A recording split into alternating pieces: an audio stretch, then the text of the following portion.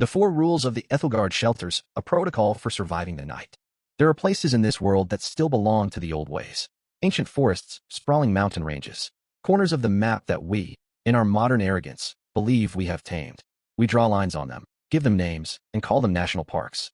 We build trails and visitor centers, and we tell ourselves that we are masters of these domains. But some places are just prisons, and we are not the wardens. Welcome to the Wilderness Protocol. Tonight, we venture into the deep, imposing quiet of the Aethelgard National Park, a place of breathtaking beauty and a secret so dark it has been buried under decades of bureaucracy and concrete. The story you are about to hear comes from a former senior park ranger, a man who dedicated his life to the wilderness, only to discover what the wilderness was dedicated to keeping hidden. He learned a terrifying truth, one that is often whispered among the most seasoned outdoorsmen but never spoken aloud. It's a simple, chilling phrase, and it's the title of tonight's protocol. The emergency shelters in the park aren't designed to protect from storms. They're designed to hide from sight. My name is Alex, or at least, that's the name I used for 15 years as a ranger in Aethelgard. I don't work there anymore. I can't. After what happened, the rustling of leaves in my own backyard can send a cold dread coiling in my stomach. The sight of a clear, moonlit night doesn't bring peace. It brings a primal, gut-wrenching fear. Aethelgard National Park is a jewel of the northern range. Over 2 million acres of pristine, rugged wilderness. Towering granite peaks that scrape against the sky, ancient pine forests so dense the sunlight struggles to reach the floor, and rivers that run as clear and cold as liquid ice. It was my church, my sanctuary. I knew its trails like the lines on my own hand.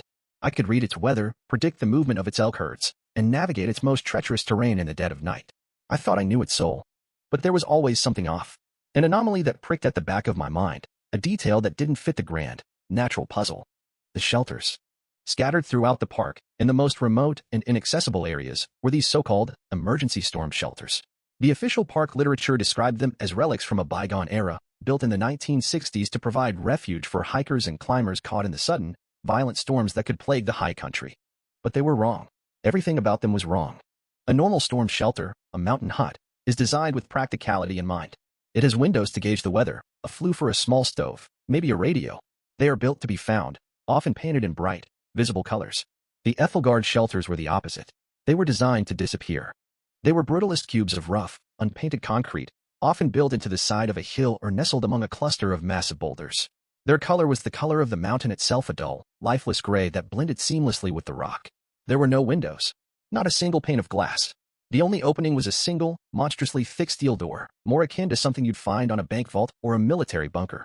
The handle wasn't a knob. It was a heavy, industrial wheel, the kind that took several full, straining rotations to unseal the door. Inside, they were even more unnerving. Just a bare concrete box, maybe 10 feet by 10 feet. A single wooden bench was bolted to the far wall. There was no fireplace, no heater, no light source. The air was always stale, cold, and dead. The only feature, besides the bench, was a series of ventilation slits near the ceiling, too high to see out of and covered with a thick steel mesh. I asked my superior about them once, a grizzled old-timer named Frank who was nearing retirement. "Why no windows, Frank?" I'd said, trying to sound casual. How's a guy supposed to know when the storm's passed? Frank had been cleaning a rifle at the time. He didn't look up. He just kept working the cloth over the barrel, his movements slow and methodical. "You don't need to know, Alex," he said, his voice flat. "The instructions are simple. You go in, you seal the door, you wait for sunrise. Doesn't matter what the weather's doing. You wait for the sun."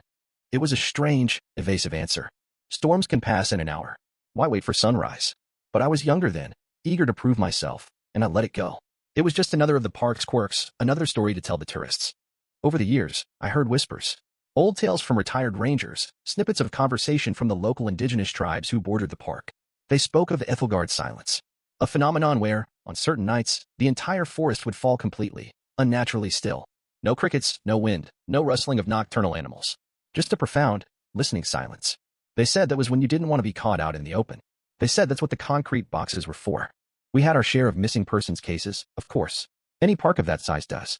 The official reports always listed the same causes: animal attacks, falls, exposure. But sometimes, the details were odd. A perfectly preserved campsite, tent still zipped, sleeping bag laid out, but the occupant simply gone. A single hiking boot found miles from any known trail, with no other trace of its owner. We were trained to rationalize, to find the logical explanation.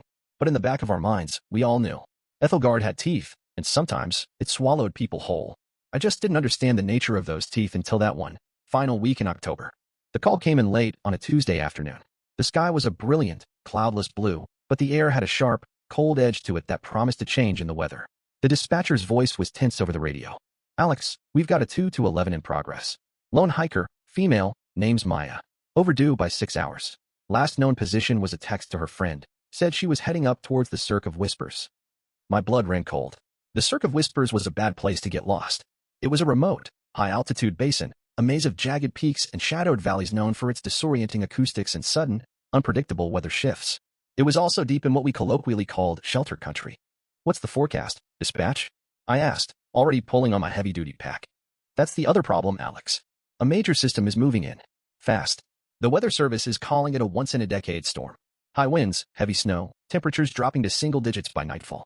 They're advising all personnel to be off the high ground by 1800 hours. It was 1,500 hours. 3 hours. Not enough time to get to the Cirque, find her, and get back down. Not even close.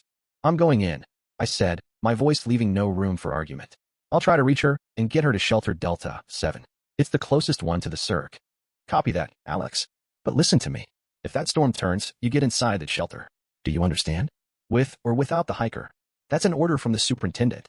Understood, I lied. There was no way I was leaving a civilian out there.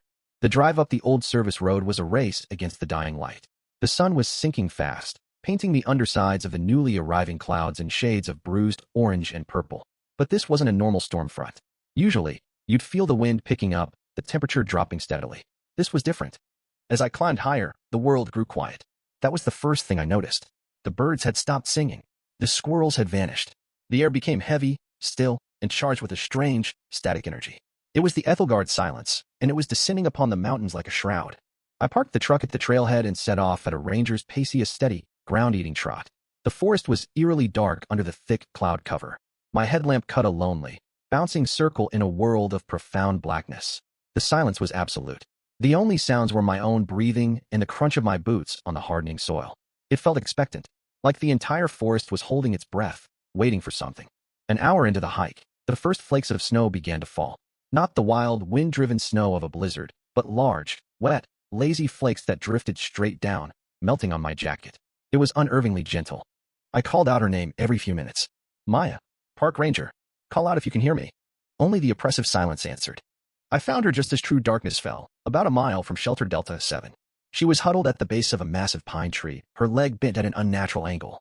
She had a nasty compound fracture. She was pale, shivering, and her eyes were wide with more than just pain.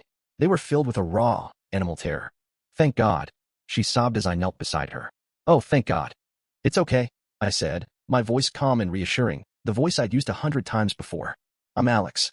We're going to get you out of here. I quickly assessed the break. It was bad. There was no way she could walk. I gave her a shot of morphine from my medkit and began splinting her leg as best I could. The snow was falling a little harder now, coating the forest floor in a thin, white layer. What happened? I asked, working quickly. She shook her head, her teeth chattering. I slipped. The rocket was wet. I heard something. It spooked me. An animal? A bear? No, she whispered, and the look in her eyes made the hair on my arms stand up. It wasn't an animal. It was tall and fast. I just saw it for a second at the edge of the trees. It was watching me.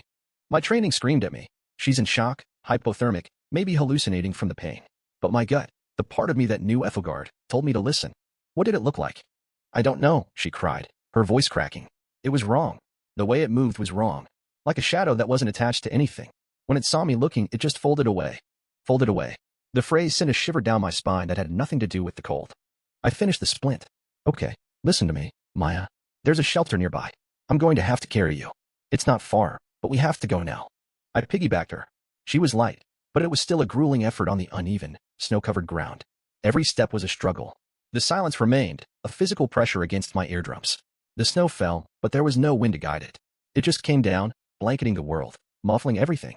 We saw the shelter as we crested a small ridge. A dark, concrete rectangle half buried in the hillside, almost invisible against the darkening rock. It looked less like a refuge and more like a tomb. As we stumbled the last few hundred feet, a new sound finally broke the silence. It wasn't the wind. It was a faint, rhythmic click, like two stones being tapped together. Click, click, click. It was distant, but it was getting closer. Maya stiffened on my back. That's it, she whimpered. That's the sound I heard before I fell.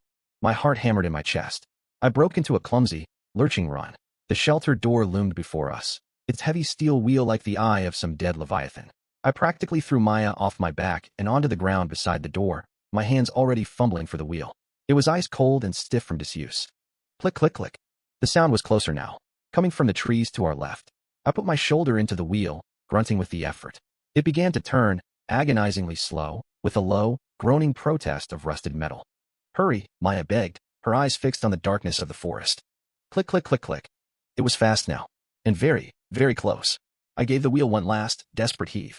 The bolts inside the door retracted with a deafening chunk. I yanked the impossibly heavy door open, dragged Maya inside, and threw myself in after her, pulling the door shut behind me. The world outside was cut off.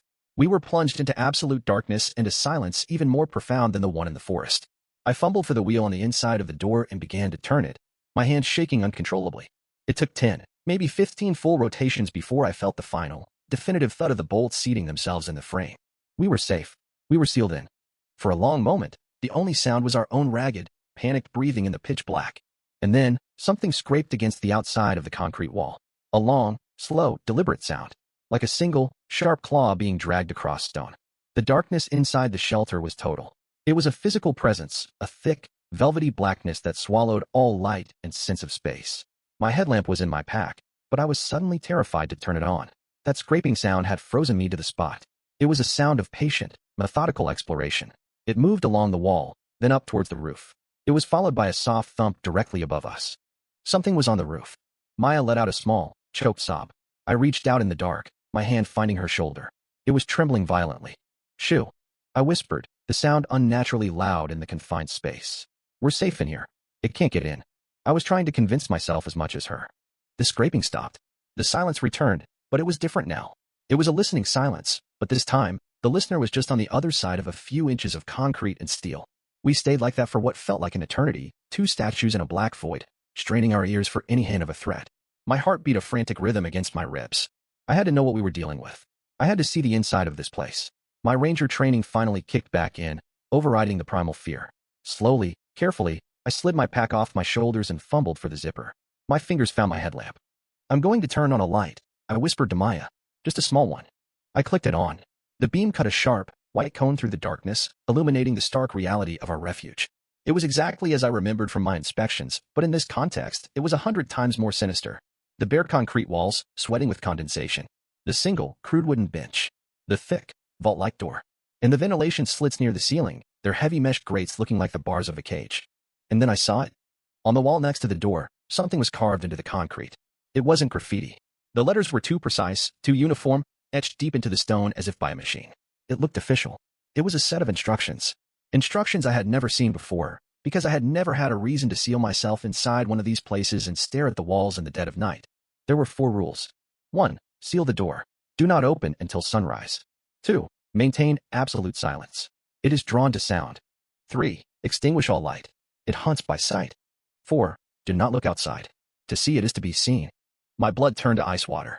I read them again. And again. The official story, the lie I had been told and had myself repeated for 15 years, crumbled into dust. Storms. These shelters had nothing to do with storms. This wasn't a shelter. It was a hide. A blind. The kind a hunter uses to conceal himself from his prey. Only in this case, we were the prey. Alex, what is it? Maya's voice was a thin thread of sound. I turned the headlamp towards her, then immediately pointed it at the floor, remembering the 3rd rule. The brief glimpse of her face was enough. It was a mask of pure terror. I moved the beam over to the carved instructions. She read them, and a low moan escaped her lips. What is it? She whispered, her voice trembling. I don't know, I said, my own voice barely a rasp. And as I spoke, I clicked off the headlamp, plunging us back into that suffocating darkness. Rule 3 felt like the most important one on the list. It hunts by sight. We were in a concrete box, designed for one purpose, to make us invisible. And then we heard it again. This time it wasn't a scrape. It was the click. The sound Maya had heard in the forest. It was on the roof, directly above us. Click, click, click, click. It was a sound of intelligence, not of a dumb animal. It sounded like echolocation, but not like any bat or dolphin I had ever heard. It was sharp, mineral, and analytical. It was mapping its surroundings. Then came a new sound, one that made my stomach clench in visceral horror. A low, wet, guttural sniffing. It came from the ventilation slit high on the wall. It was smelling the air inside our box. It knew we were in here. Maya made a tiny, terrified sound, a gasp she couldn't hold back. Instantly, the sniffing stopped. The clicking stopped. A dead, heavy silence fell. And then, a sound that would be burned into my nightmares for the rest of my life. A thin, high-pitched, chittering shriek of discovery. It was a sound of predatory delight. It had hurt her. Bam! Something slammed against the steel door with incredible force. The entire concrete structure vibrated with the impact. The sound echoed in the tiny space like a gunshot. Maya screamed, a full-throated, terrified shriek. Bam! Bam! Bam! 3 more impacts in rapid succession. It felt like a battering ram was being used against the door. I scrambled across the floor in the dark, my hands finding Maya. I clamped my hand over her mouth, my other arm pulling her tight against me. Be quiet. I hissed into her ear, my own voice shaking. For the love of God, be quiet. It's trying to make us panic. It's trying to make us scream. The banging stopped. The silence that followed was somehow worse. My ears were ringing. I could feel Maya's body shaking uncontrollably against mine. My hand was still over her mouth. She was biting down on my glove, trying to stifle her sobs. And then, the scraping started again, but this time it was on the door itself. Long, slow, deliberate scrapes. Up and down, back and forth. It was testing the seams, looking for a weakness. It was smart. It was patient. We were trapped in a box with a monster on the other side. A monster that knew we were here. And the sun was still hours away. The concept of time dissolves in absolute darkness and terror. There are no minutes, no hours. There is only a stretched, elastic now filled with the sound of your own blood roaring in your ears and the certainty of the thing that waits outside. For what felt like a lifetime, we sat huddled on the cold concrete floor, listening. The scraping on the door continued intermittently. Sometimes it would stop for a long while, luring us into a false sense of security, a desperate hope that it had given up and left. Then it would return, a sudden, sharp scrap that would jolt us back to the heart-pounding reality of our situation. It was toying with us. A cat with 2 mice in a box. At one point, a new sound began. A soft, rhythmic tapping on one of the high ventilation slits. Tap, tap, tap. It was gentle, almost delicate.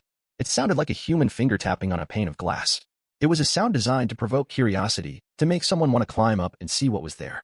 I imagined it, a dark, spindly finger, probing at the mesh, trying to coax us into looking. To see it is to be seen. The 4th rule echoed in my mind. Don't listen, I whispered to Maya, my lips close to her ear. It's a trick. She just trembled in my arms. Her injured leg had to be causing her immense pain, but the terror had overridden it. Pain was a secondary concern when faced with that. The hours crawled by. My body ached from the cold and the tense, cramped position. Thirst was a burning coal in my throat. I had water in my pack, but the thought of making the slightest sound, the rustle of the fabric, the unscrewing of a cap, was unthinkable. We remained perfectly still. I tried to think tactically. I was a ranger. I was supposed to be in control. But all my training was useless here. My knowledge of tracking, of survival, of first aid, it meant nothing. The rules of this encounter were ancient and simple, and they were carved on the wall. Hide and be silent. My mind started to drift. I thought of Frank, the old ranger. You wait for the sun. He knew. He must have known. How many other rangers knew? Was this the park's great, unspoken secret? Were we, the rangers, just unwitting janitors for this containment zone? The thought was staggering. My entire career, my love for this place, felt like a sham, a carefully constructed lie to hide an unthinkable truth. Sometime deep in the night, the thing outside changed its tactics again. It started to mimic sounds. First, it was the cry of a child. A faint, sobbing sound that seemed to come from just beyond the door. Help me, I'm lost, please. My blood ran cold. It was a cruel, intelligent mimicry. It was trying to prey on our empathy, our humanity. Maya tensed, and I held her tighter. It's not real. I breathed. It's the thing. The child's cries faded, and then, a new sound. A voice I knew. Alex? Alex, open up. It's Frank. I saw your truck at the trailhead. Came looking for you. Are you all right in there? It was a perfect imitation of my old superior's voice. The same gravelly tone, the same cadence. For a split second, a sliver of insane hope pierced through my fear. Could it be him? But then I remembered. Frank retired 3 years ago. He lived in Arizona now. And even if he were here, how would he have gotten past the thing? The voice outside became more insistent. Alex, damn it, answer me. The superintendent sent me. We need to get this girl to a hospital. Open the door. It was a masterful psychological attack. It was using my sense of duty, my responsibility for Maya, against me. Every instinct in my body screamed to help her, to get her to safety. And this voice was offering the only way. I felt Maya stir. I could feel the conflict in her. She wanted to believe it too. It's a lie, I whispered, my voice hard as iron. It's a trick. We wait for the sun. That's the only rule that matters. The voice outside raged for a few more minutes, cursing, pleading. Then it dissolved into a sound of pure frustration, a guttural, chittering snarl that was nothing like a human being. The mask had slipped. It knew its trick had failed. After that, it fell silent for a long time. A deep, unnerving quiet. This was the worst part. The waiting. The not knowing where it was or what it was doing. My mind, deprived of all sensory input, began to create its own horrors. I saw shapes in the blackness, heard whispers in the silence. Paranoia was a physical, creeping thing crawling over my skin. I focused on my breathing, trying to stay grounded. I thought about the sun, a simple, celestial body, 93 million miles away. But in that concrete tomb, it was God. It was salvation. I tried to picture it, the first hint of gray on the horizon, the slow, golden creep of light over the mountain peaks. The image was the only thing that kept me sane. Then, a final, horrifying sound. It came from directly above us. A slow, heavy, dragging sound. And a wet, tearing noise. My mind reeled, trying to comprehend what I was hearing. It took me a moment to place it. I had heard a similar sound once before, when a mountain lion had dragged a deer carcass across a rocky ledge. It was eating. It had caught something else out in the night. An elk, a deer, maybe a mountain lion. And it had brought its kill back to the roof of our shelter to feed. We sat in the dark, forced to listen to the wet sounds of tearing flesh and the crunch of bone, just a few feet above our heads. The smell began to drift down through the vents. The coppery, metallic scent of fresh blood. Maya finally broke. She didn't scream. It was worse.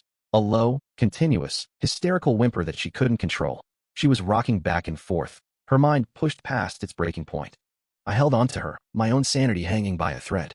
I started to talk to her, my voice a bare whisper, my mouth an inch from her ear. I didn't talk about the thing. I talked about the sunrise. Just a little longer, Maya, I whispered.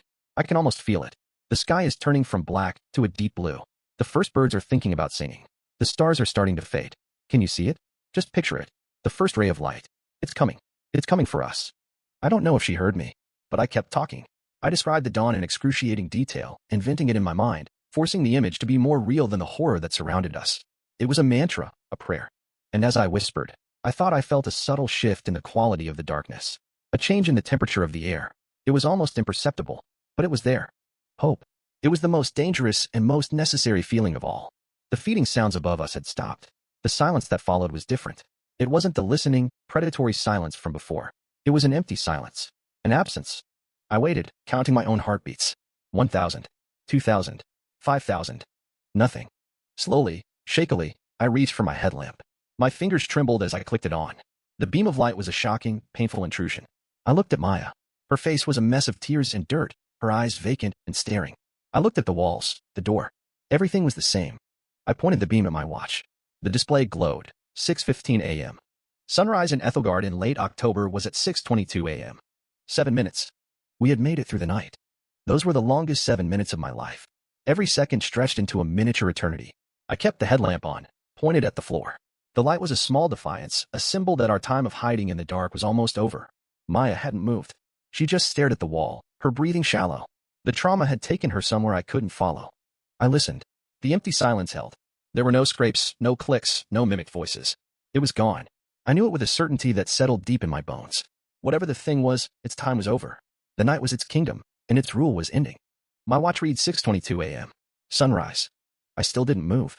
I waited another 10 minutes, just to be sure. The logical part of my brain told me the sun's rays wouldn't instantly reach this deep into the valley. I needed to give it time to truly banish the shadows. At 6:35, I knew we had to go. Maya needed medical attention, and my own resolve was crumbling. I crawled over to the door, my muscles screaming in protest. My hand rested on the cold steel wheel. For a terrifying moment, I was paralyzed by the fear of what I might find on the other side. The fourth rule burned in my mind. Do not look outside. To see it is to be seen. But the sun was up. The rules had changed. With a deep breath, I began to turn the wheel. The sound of the bolts retracting was a thunderous proclamation of freedom. I pushed the heavy door open. The light that flooded in was pale and gray, filtered through the thick overcast sky. But it was light. Beautiful, life-giving light. The air that rushed in was crisp and cold and clean, and I drank it in like a dying man. The world outside was transformed. A blanket of pure white snow, at least a foot deep, covered everything. It muffled all sound and softened every edge. It was serene, peaceful. It was impossible to believe that just hours ago, this tranquil scene had been a hunting ground for a nightmare. I looked down at the threshold of the shelter. The snow was disturbed. There were tracks. But they weren't tracks from any animal I knew. They were deep, three-pronged impressions like those of a massive bird. But the stride was too long, impossibly long, maybe 15 feet between each step. And there were other marks, long, thin drag marks in the snow, as if something sharp had been trailing from its limbs. The tracks led from the forest, circled the shelter several times, and then headed off, back into the deep woods, fading into the distance. Then I looked up. On the roof of the shelter, draped over the edge, was the source of the sounds we had heard. It was the mangled, half-eaten carcass of a bull elk. Its throat had been torn out, and its ribcage was splayed open to the sky. Blood had frozen in long, dark icicles down the concrete wall. The sheer power needed to kill a full-grown bull elk and haul it onto the roof of the structure was mind-boggling. Alex. Maya's voice was a croak. I turned. She was shielding her eyes from the light, slowly pushing herself up. The sight of the carnage outside snapped something back into place within her. The vacant look was replaced by a fresh wave of horror, but also of determination. She was a survivor. Is it gone? She asked. It's gone, I said, with more confidence than I felt. The sun is up. We're safe. I helped her to her feet, supporting her weight. The journey back to the truck would be an ordeal, but it was a journey through a world I understood again. The world of light and logic. As we started to limp away from the shelter, I took one last look back at the concrete box that had saved our lives. And I saw something that I had missed in my initial relief. Embedded in the thick steel of the door were deep gouges. Long, thin scratches that had cut through the paint and into the metal beneath. And near the handle, there were 3 deep, circular dents, perfectly spaced, where it had slammed itself against the door. But it wasn't the damage that caught my attention. It was what was smeared in the deepest of the gouges. A substance. It was dark, almost black, and viscous, like tar. But it had an iridescent, oily sheen to it, like a slick of gasoline on water. It didn't look biological. It looked alien. I reached out a gloved finger and touched it. It was cold and slightly gummy. A piece of the thing. The only physical evidence of its existence. A wave of nausea washed over me. I turned away, supporting Maya, and we began our slow, painful trek down the mountain. We didn't speak. There were no words for what we had endured. We just focused on putting one foot in front of the other, moving away from that place of silent terror and towards the promise of civilization. But I knew, with a chilling certainty, that I would never truly leave it behind. A part of me would be forever locked in that dark, concrete box, listening to the sounds in the night and waiting for the sun. We were picked up by a search party at the trailhead a few hours later. They were rangers I knew, friends of mine. The relief on their faces was genuine, but there was something else there, too. A guardedness. The official story was fabricated almost immediately, with an efficiency that was terrifying in itself. We had been caught in a freak blizzard, got lost, and took shelter. Our ordeal, the terror, the sounds, Maya's certainty that she had seen something, it was all attributed to hypothermia, shock, and high-altitude delirium. Classic, textbook explanations. Maya was flown by helicopter to a hospital in the city. I was taken to the park's main administrative building for a debriefing. The debriefing wasn't with the park superintendent. It was with 2 men in plain, dark suits who introduced themselves as being from the Department of the Interior. They had cold, bureaucratic eyes that held no warmth or empathy. They sat across from me at a steel table in a windowless room. One of them had a file open. My file. Ranger Miller, the first man said, his voice a monotone. You did an excellent job locating the missing hiker and utilizing the park's emergency infrastructure to ensure your mutual survival. Commendable. That wasn't a storm shelter, I said, my voice hoarse. I want to know what that thing was. The 2 men exchanged a brief, almost imperceptible glance. You were under extreme duress, Alex, the second man said, his voice smoother, more placating. You and Ms. Jensen experienced a shared psychotic episode due to severe environmental exposure. It's a documented phenomenon. I saw the tracks, I shot back, my anger rising.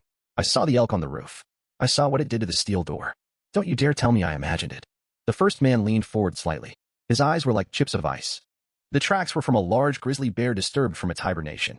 The elk was a lion kill that the bear scavenged. The damage to the door is consistent with the bear trying to get at the sin of humans inside. Everything has a logical, simple explanation. It was a perfect, airtight narrative. Plausible, defensible, and a complete and utter lie. And the rules? I asked, my voice dropping to a near whisper. The rules carved into the wall? Who wrote those? The second man closed my file with a soft thud. The sound of finality. Aethelgard is a special place, Alex. It requires a certain protocol. A protocol you followed perfectly, even without understanding it. For that, you should be proud. He stood up, signaling the end of the meeting. You'll be given a commendation and granted indefinite medical leave. We recommend you take it. Relocate. Start fresh somewhere else. The Park Service has a generous transfer program. Somewhere warmer, perhaps. Arizona is nice this time of year. Arizona. The same place they told me Frank had retired to. It was a threat, wrapped in a suggestion. They weren't asking me to leave. They were telling me. I looked from one man to the other. I saw no malice in their faces, just a profound, weary resolve. They were a different kind of ranger, guarding a different kind of wilderness. They were the keepers of the secret. I understood then. The wilderness protocol wasn't about saving people from blizzards or bears. It was a containment protocol. The park wasn't a preserve. It was a cage. An open-air prison for something ancient and unknowable. And the shelters weren't for us. They were to keep us from interfering with the prison's true occupant, to keep us off the menu. I took the leave. I never went back.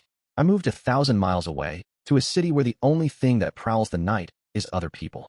I learned later that Maya had no memory of the thing. The doctors called it dissociative amnesia, brought on by trauma. Her last memory was of slipping on the rock. Her first memory after that was waking up in a hospital. They had helped her forget. I suspect it wasn't just therapy. Sometimes, late at night, when the city is quiet, I pull out my old map of Aethelgard. I trace the trails with my finger, and I look at the small triangles that mark the locations of the shelters. Delta 7, Gamma 4, Epsilon 9. They form a perimeter, a fence line, around the deepest, most remote parts of the park. The parts labeled on the map as permanently closed for ecological regeneration. It's not regeneration they're protecting. It's us. The emergency shelters in the park aren't designed to protect from storms. They're designed to hide us from the things that hunt in the Aethelgard silence. Things that have been there long before we were, and will be there long after we are gone. Things that own the night, and only ask that we have the good sense to stay out of their sight. The wilderness holds secrets we are not meant to uncover. Alex's story is a harrowing reminder that for all our technology and all our confidence, we are often just visitors in a world that operates on older, more terrifying rules. What truly lies in the deepest, most protected corners of our world? And what other protocols are in place, not to manage nature, but to manage our interactions with the things we pretend don't exist? Thank you for joining us for this installment of the Wilderness Protocol. If this story resonated with you, consider liking this video and subscribing to the channel for more accounts from the edge of the map. And if you have your own story, your own experience with a place that felt wrong, share it in the comments below. Stay safe out there. And if you ever find yourself in the woods as a storm rolls in, and you see a small, windowless concrete building, ask yourself, what are you really taking shelter from?